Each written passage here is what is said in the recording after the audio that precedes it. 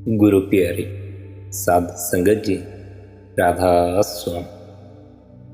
प्यारी संगत जी, हम अपने रिश्तों को इतनी जी जान से संभालने का प्रयास करते हैं कि फिर चाहे उन रिश्तों को संभालते संभालते हमें खुद कड़े कष्ट से गुजरना पड़े।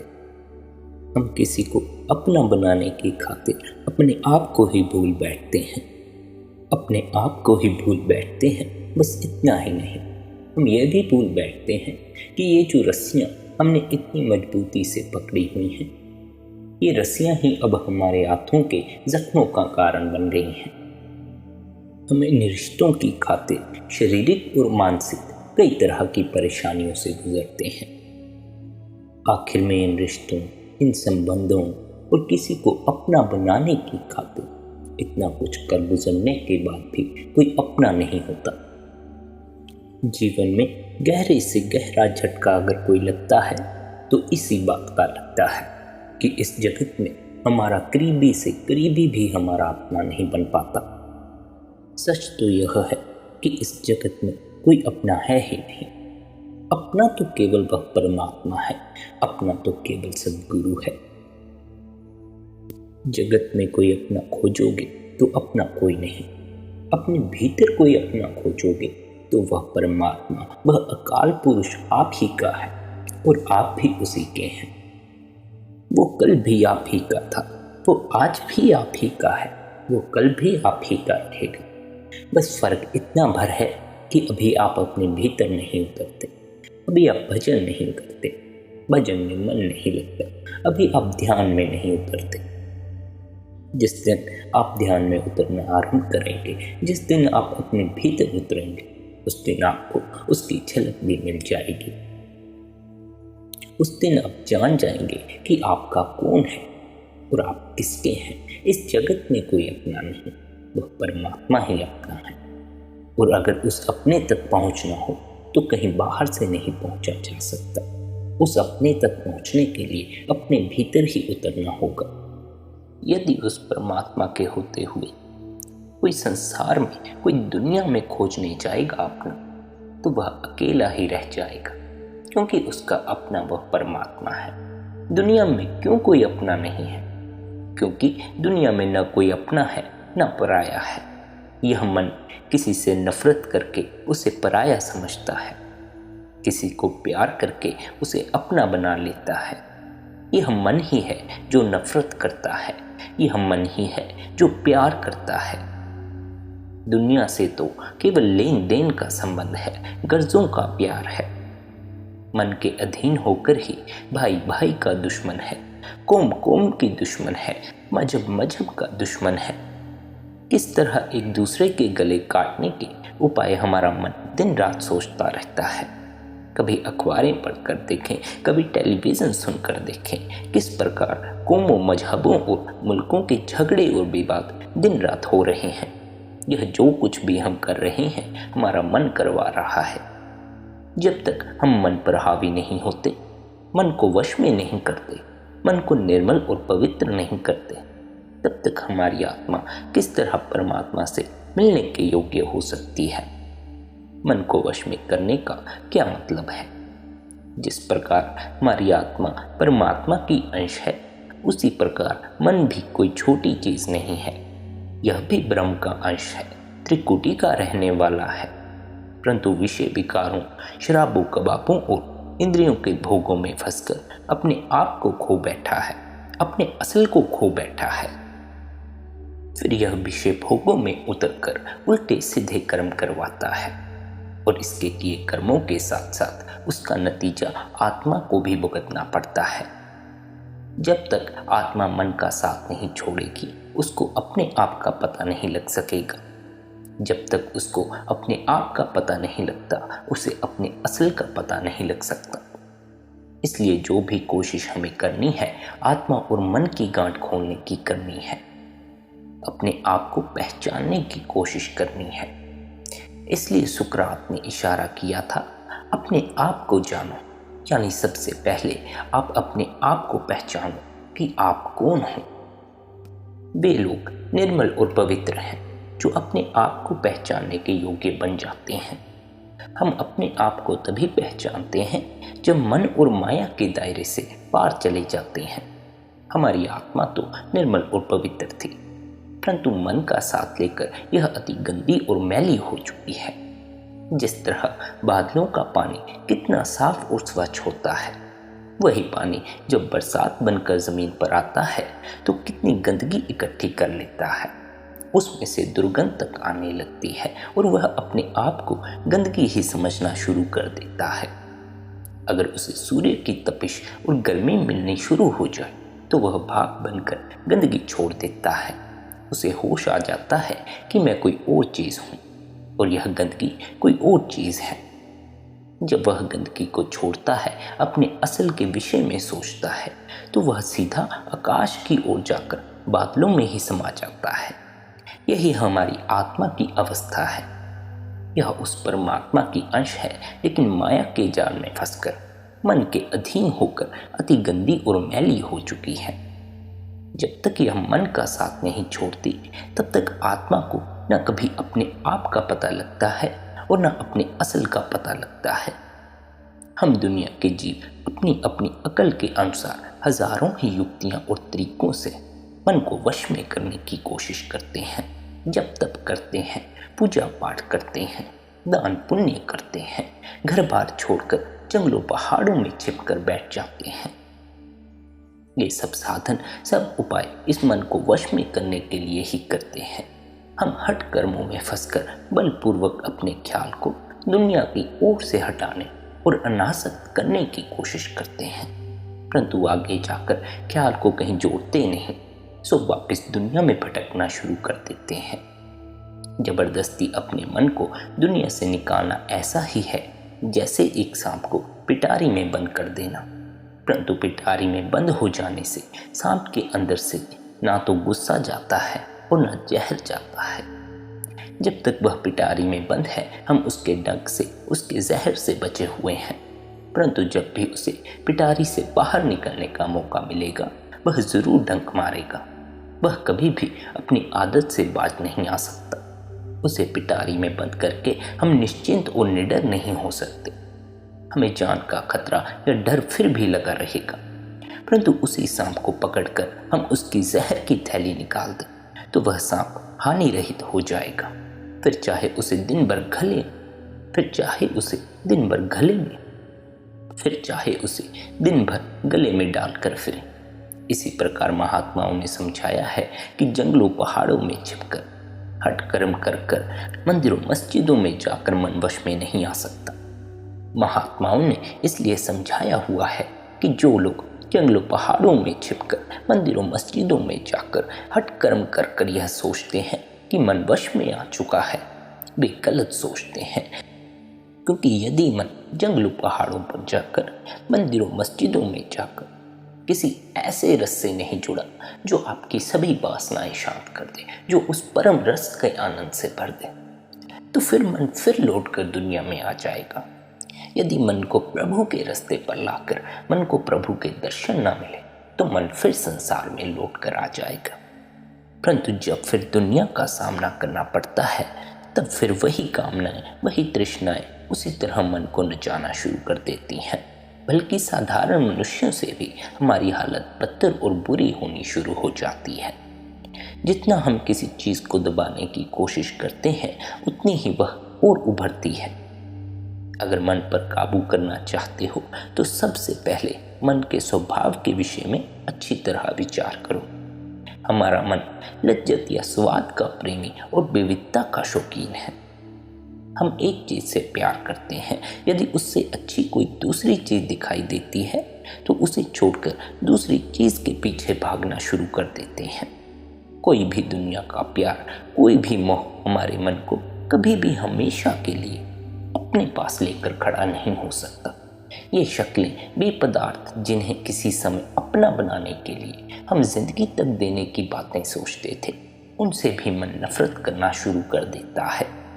बचपन में हमारा माता पिता से कितना प्यार होता है। माता पिता कभी घर से 2 मिनट के लिए भी बाहर जाते थे तो हम रोना चिल्लाना शुरू कर देते थे। जब 2-3 भाई बहन हो जाते हैं तो वही बच्चा उनके प्यार में उलझ जाता है। जब हम स्कूल कॉलेज में जाते हैं तो वही बच्चा अपने मित्रों और साथियों से हो जाता है। जब शादी होती है वही प्यार पत्नी और बच्चों में चला जाता है।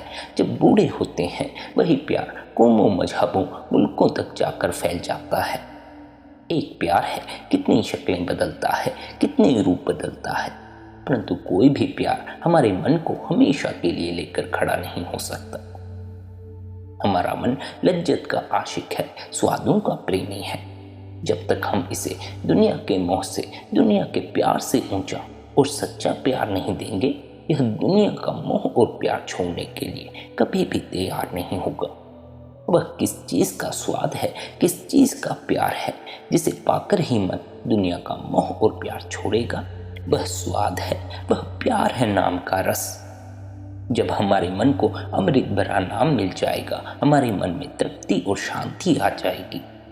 अगर देह में बैठकर हमने अमृत रूपी नाम को प्राप्त नहीं किया तो हमारा देह में आना दृढ़ है। देह में आने का हमारा उद्देश्य ही पूरा नहीं हो सकता। हमारा मन जो विषय विकारों में फंसकर हिरण की तरह भटकता फिरता है, जब यह उस राम नाम के साथ जुड़ जाता है तो बिन जाता है, वश में आ जाता है, वापिस अपने ठिकाने पर पहुंच जाता है। राम नाम से गुरु नानक साहिब का मतलब किसी लफ्ज से नहीं है, बल्कि उस ताकत से है जिसने सारी दुनिया रची है, जिसके आधार पर सब खंड ब्रह्मांड स्थिर है। जो ताकत हमारे हर एक के अंदर दिन रात धुंकारे दे रही है। जब तक हम उस शब्द या नाम का स्वाद प्राप्त नहीं करते, हमारे मन के निर्मल और पवित्र होने का सवाल ही पैदा नहीं होता। सच्चे नाम और सच्चे शब्द की कमाई करके हमारा मन हमेशा के लिए पवित्र और सच्चा हो जाता है। अगर देह में बैठकर शब्द की कमाई नहीं करते तो हमारे मन के निर्मल और पवित्र होने का सवाल नहीं। हम दुनिया के जीव माया और मोह में फंसे हुए हैं, उनमें अथवा अहम के रोग से ग्रस्त हैं। अगर हम अपने अंदर शब्द की लज्जत प्राप्त करना शुरू कर दें, नाम का स्वाद लेना शुरू कर दें, वह स्वाद इतना ऊंचा, सच्चा और पवित्र है कि उस स्वाद को पाकर हमारा मन अपने आप ही दुनिया का मोह और प्यार छोड़ देगा। जिसे अमृत पीने को मिल जाएगा, उसका ध्यान फिर विषय विकारों के फीके स्वादों की ओर नहीं जाएगा। लड़कियां गुड्डे गुड़ियों से तब तक खेलती हैं जब तक कि उनकी शादी नहीं हो जाती। अगर कोई भिखारी कोड़ियां मांगता फिरता है, हम उससे कोड़ियां लेने की कोशिश करें तो वह मरने मारने को तैयार हो जाएगा। परंतु यदि उसे 10 रुपए का नोट दे दें तो उसकी कोड़ियों वाली मुट्ठी अपने आप ही ढीली हो जाएगी। जिसे अच्छी वस्तु मिल जाए वह निकम्मी चीजों के पीछे क्यों दौड़ेगा? सो आसक्ति ही हमारे अंदर अनासक्ति पैदा कर सकती है। वैराग्य या त्याग कभी सच्ची अनासक्ति पैदा नहीं कर सकता। अगर किसी लड़की को उसकी शादी से पहले हम समझाने की कोशिश करें कि माता पिता का प्यार छोड़ दे, भाई बहन और सखी सहेलियों का प्यार छोड़ दे, तो वह सारी उम्र कोशिश करने पर भी ऐसा करने में सफल नहीं हो सकेगी। परंतु जब उसकी शादी हो जाती है, पति से उसका प्यार हो जाता है, तो वह माता पिता को भूल जाती है, भाई बहन और सखी सहेलियों को भी भूल जाती है। इसी प्रकार जब हमें अंतर में शब्द और नाम का स्वाद आ जाता है तो हमारे अंदर से यह मलिन वासनाएं अपने आप निकल जाती हैं। इन इंद्रियों के भोगों, विषय विकारों, शराबों कबाबों में से मन निकल जाता है। अगर हम अपने अंदर से माया का मोह निकालना चाहते हैं और अपने अंदर से होमे की बीमारी दूर करना चाहते हैं तो हमें अपने ख्याल को अंदर उस शब्द और नाम से जोड़ना चाहिए। नाम की कमाई करके हमारा मन निर्मल, पाक और पवित्र होता है तथा नाम की कमाई करने की युक्ति का गुरुमुखों के जरिए पता लगता है। इसलिए संतों ने बार बार कहा है कि हम अपने सद्गुरु पर बलिहार जाते हैं, अपने आप को उन पर न्यौछावर करते हैं जिन्होंने हमारे ख्याल को शब्द से जोड़ दिया, उस नाम के साथ जोड़ दिया है। गुरुमुख हमारे अंदर घोलकर कुछ नहीं डालते। वह दौलत परमात्मा ने हमारे अंदर हमारे लिए रखी है। गुरुमुख तो केवल हमें इशारा करते हैं, उस दौलत को प्राप्त करने की युक्ति बतलाते हैं। जिस प्रकार लकड़ी के अंदर आग होती है परंतु वह ना तो दिखाई देती है और ना हम उसका फायदा उठा सकते हैं। जब युक्ति पता लग जाती है तो हम उस लकड़ी में से आग भी पैदा कर सकते हैं और उसका फायदा भी उठा सकते हैं। इसी प्रकार गुरु से युक्ति पता लग जाने के बाद हम भी अपने लिए शब्द से जोड़ सकते हैं। परमात्मा ने नाम हमारे अंदर हमारे लिए रखा हुआ है, परंतु हमें पता नहीं है। हम बाहर मुखी हुए बैठे हैं, हम बाहर ही भटकते रहते हैं, हम कर्मकांड में उलझे बैठे हैं, हम जंगलों पहाड़ों में उसे ढूंढते हैं, हम अपनी मूर्ताओं से परमात्मा को खोजते हैं, बाहर की वस्तुओं से उसे पाना चाहते हैं। गुरुमुखों को पता है कि वह हमारे शरीर के अंदर है, उन्हें उसे प्राप्त करने की युक्ति का पता है, साधन और तरीके का पता है। जब हम उनकी युक्ति के अनुसार सुरत शब्द का अभ्यास करके सिमरन और ध्यान द्वारा अंदर नाम के साथ ख्याल को जोड़ते हैं तो हम भी उस अमृत को पीना शुरू कर देते हैं और उसे पाकर अमर हो जाते हैं। हमारा जन्म मरण के दुखों से छुटकारा हो जाता है। इसीलिए संत बार बार कहते हैं, हम अपने सतगुरु पर बलिहार जाते हैं, अपने सतगुरु पर कुर्बान जाते हैं, जिन्होंने हमारे ख्याल को अंदर उस शब्द के साथ जोड़ दिया, उस नाम के साथ जोड़ दिया।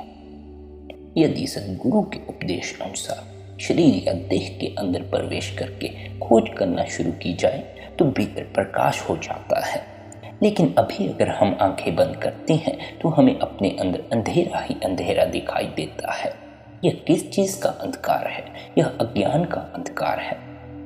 यह अज्ञान का अंधकार दूर हो जाएगा। परमात्मा का नूर, परमात्मा का प्रकाश अगर हमारे अंदर प्रकट हो जाए और जब हम उस प्रकाश को अंदर देखना शुरू कर देंगे तो अंदर हमेशा के लिए हरि का गुण गाना शुरू कर देंगे, उस आवाज को पकड़ना शुरू कर देंगे, उस अनहद की ध्वनि को पकड़ना शुरू कर देंगे, शब्द के साथ ख्याल जोड़ना शुरू कर देंगे। अगर हम उस परमात्मा से मिलाप करना चाहते हैं तो शब्द को सुनने की कोशिश करनी चाहिए, अपने अंतर में नाम को पकड़ने की कोशिश करनी चाहिए। इसलिए हमारे लिए सबसे पहला कर्तव्य किसी ऐसे गुरु की खोज करना है जो हमें शब्द से जुड़ने की युक्ति सिखाए, जो हमें बाहर भटकना ना सिखाए, अपने भीतर अपने अंतस में उतरना सिखाए। आत्मा की सुनने की शक्ति सुर्त कही जाती है और जो देखने की शक्ति है उसे नृत्य कहा जाता है। सुर्त को अंदर शब्द की आवाज को सुनना है, नृत्य को उस शब्द के प्रकाश को देखना है। मंजिल दर मंजिल हमें अपने रूहानी सफर को तय करना है। हम अपने सच्चे घर सचखंड से बिछड़े हुए हैं। यह देश हमारा सच्चा घर नहीं, हमारा सच्चा घर हमारे भीतर मौजूद है। और यदि हमें अपने सच्चे घर पहुंचना हो तो हमें अपने भीतर के रास्ते को तय करना होगा।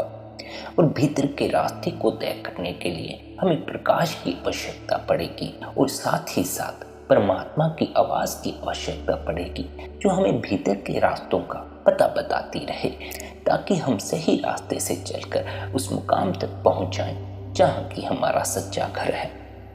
यह जो भीतर का प्रकाश है, यह जो भीतर जल रही ज्योति है, यही वह ज्योति है जो बिन बाती और बिन तेल के हमारे अंदर निरंतर जलती रहती है।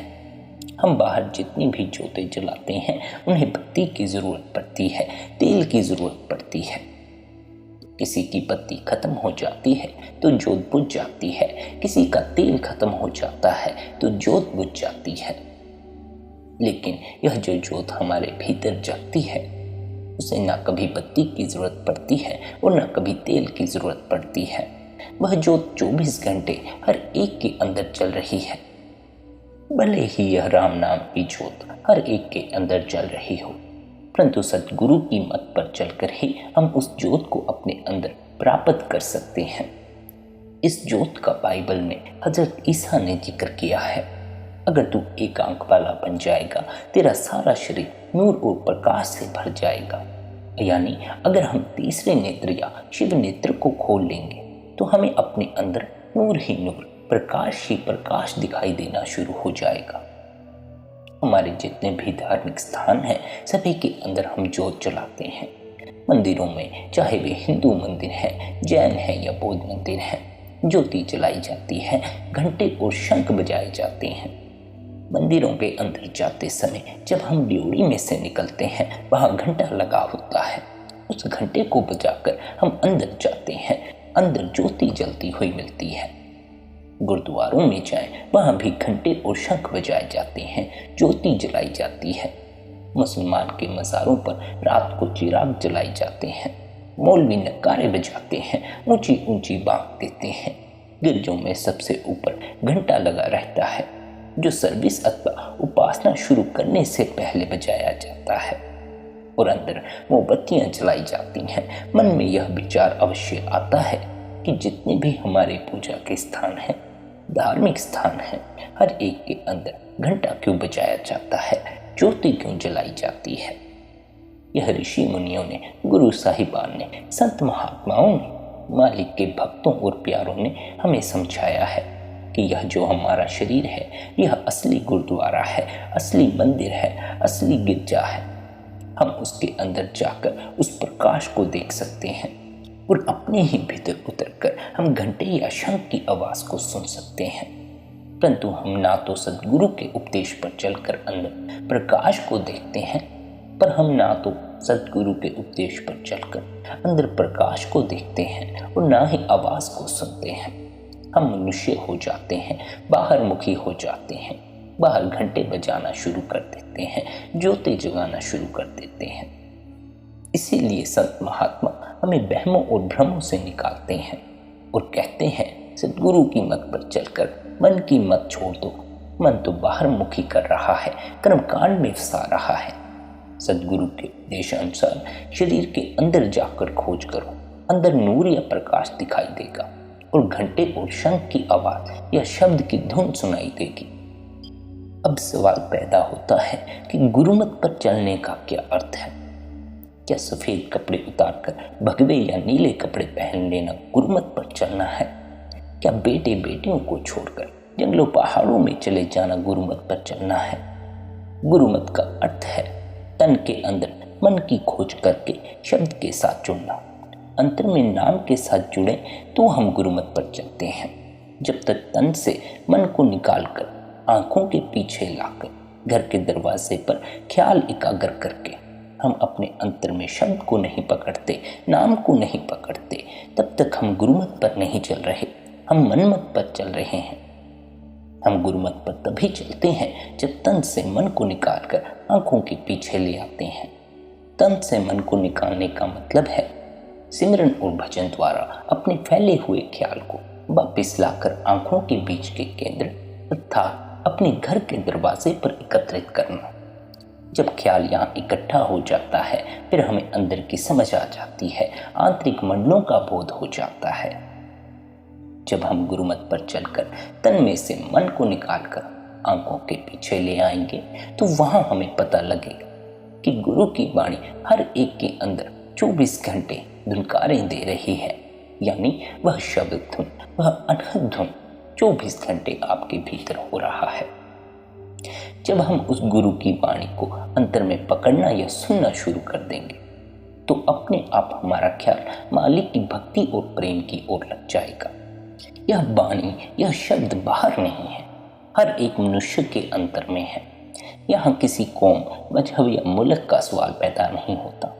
कोई हिंदू होकर अंदर जाए, कोई मुसलमान होकर अंदर जाए, सिख या ईसाई होकर अपने भीतर उतरे, जो भी भाग्यशाली आंखों के पीछे ख्याल एकाग्र कर लेगा, वह अपने अंदर उस गुरु की वाणी, धुर की वाणी, सच्ची वाणी को सुनना शुरू कर देगा। अपने शरीर को केवल हाड़ या मांस का ढांचा ही मत समझो, इसे सिर्फ मिट्टी का पुतला ही मत समझो। इस शरीर, इस देह के अंदर परमात्मा ने असंख्य वस्तुएं रखी हैं, अनेक भंडार रखे हैं। लेकिन यदि सच्चा गुरु मिल जाए, सच्चा गुरु हमें युक्ति या तरीका बताते कि किस प्रकार इस तन के अंदर जाकर खोज करनी है, तहकीकात करनी है, तो जो कुछ परमात्मा ने शरीर में रखा है, वह सब कुछ हम अपने अंदर ही पा लेते हैं, सब कुछ अपने अंदर ही देख लेते हैं। वह परमात्मा खुद भी हमारे शरीर के अंदर बैठा हुआ है। तन के कौन से हिस्से में जाकर खोज करनी है, किस तरह तन के अंदर जाकर परमात्मा की खोज करनी है, इस पर संतों ने कहा है, हमारे शरीर के दो भाग हैं, एक आंखों के नीचे, दूसरा आंखों के ऊपर। आंखों के नीचे नीचे इंद्रियों के भोग हैं, विषय विकार, शराबों कबाबों के स्वाद हैं। हमारा मन यहाँ आंखों के पीछे से उतरकर अपना रुख नीचे की ओर किए बैठा है। जब तक इसका रुख या झुकाव नीचे की ओर है, हम अपने घर के द्वार पर नहीं पहुंच सकते, और घर के उस द्वार के खुले बगैर हम अपने घर नहीं पहुंच सकते। जब तक हम आंखों से नीचे नीचे बैठे हैं, हम अपने घर कभी नहीं पहुंच सकेंगे। अगर हमें अपने सच्चे घर पहुंचना है, अगर हमें सचखंड पहुंचना है, या हमें अपने अंतर में परमात्मा की खोज करनी है, या परमात्मा से मिलाप करना है, तो हमें अपने ख्याल को आंखों के पीछे इकट्ठा करना होगा। यह परमात्मा ने हमारे अंदर मुक्ति का द्वार लगाया हुआ है। उसकी निशानी क्या रखी है?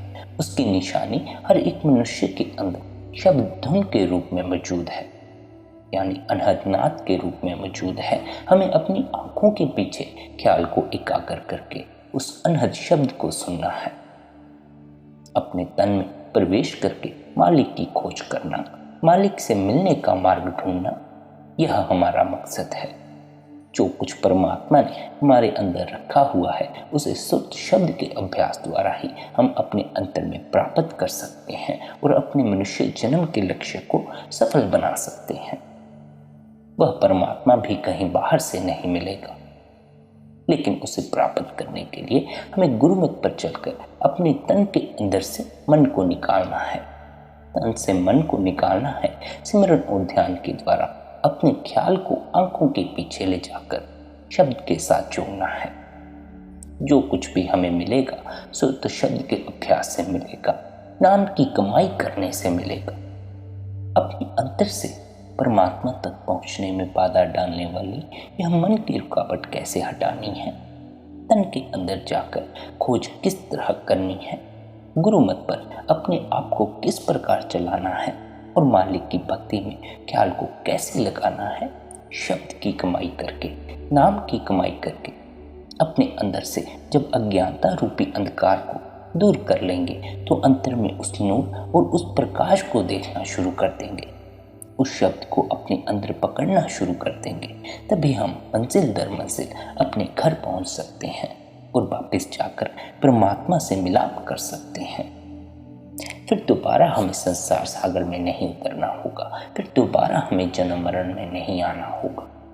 सिवाय उस परमात्मा के सब कुछ मैला है, सब कुछ नाशवान है। उस मालिक का नाम सच्चा है, उसकी भक्ति सच्ची है।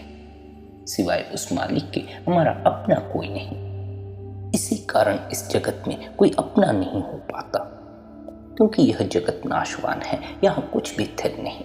यहाँ चीजें कुछ समय बाद बदलनी शुरू हो जाती हैं, रिश्ते कुछ समय बाद बदलने शुरू हो जाते हैं। यहाँ तो अपना मन ही अपना नहीं हो पाता, मन भी बाहर के विषय विकारों का हुए बैठा है।